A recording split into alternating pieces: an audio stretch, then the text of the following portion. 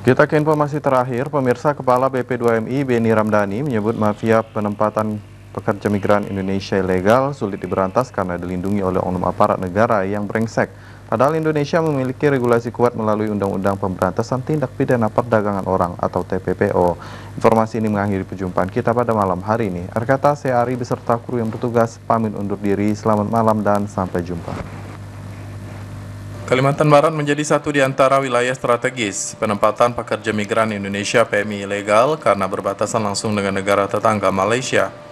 Kepala Badan Perlindungan Pekerja Migran Indonesia atau BP2MI, Beni Ramdhani menyebut, di negara hukum ini ternyata ada penempatan PMI ilegal yang dikendalikan oleh sindikat mafia. Mirisnya, kelompok kecil ini bisa mengatur penempatan tidak resmi dan hukum sulit menyentuh mereka, karena mereka di-backing oleh oknum-oknum yang memiliki atribut kekuasaan sehingga sulit diberantas. Penegakan hukum masih lemah juga, dan ini curhat saya ke Pak Menko Polhukam. Ya, kenapa kita punya undang-undang TPPO kok, nomor 21 tahun 2007. Sanksinya sangat berat, 15 tahun, dendanya 15 miliar.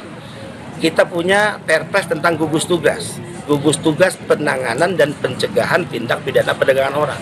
Itu melibatkan 24 kementerian lembaga. Saya katakan kepada Pak Mahfud, mandul Pak, saya bilang. Nah, kalau semua kementerian lembaga atas dasar payung hukum itu memiliki komitmen yang kuat pada merah putih, komitmen pada republik, komitmen pada anak-anak bangsa agar tidak menjadi korban perdagangan orang, saya yakin ini hal mudah kok. Kita sudah tahu kok modusnya seperti apa. Kita sudah tahu pintu keluarnya lewat mana. Kalau Kalimantan Barat lewat mana. Kalau ada yang tertangkap, diberangkatkan ilegal, cari calonnya siapa. Kalau calon sudah tertangkap, cari tahu dia mendapatkan uang dari bandar siapa. Jadi ini hal yang tidak sulit dilakukan oleh penegak hukum, ya. Tapi saya katakan tadi, kalau institusi semua berorientasi pada merah putih, tapi jika bicara oknum, ya yang brengsek berkeliaran dan ada di mana-mana, dan bahkan mereka ya bersekongkol dengan para penjahat, ya, para mafia, para sindikat. Nah, artinya mereka itu siapa? Mereka oknum di kementerian lembaga, termasuk saya katakan di BP2MI.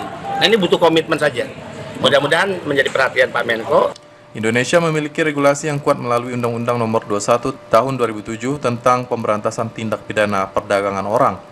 Pelaksanaan diatur melalui Peraturan Presiden Nomor 22 Tahun 2021 tentang gugus tugas pencegahan dan penanganan tindak pidana perdagangan orang, di mana BP2MI menjadi salah satu institusi di dalamnya.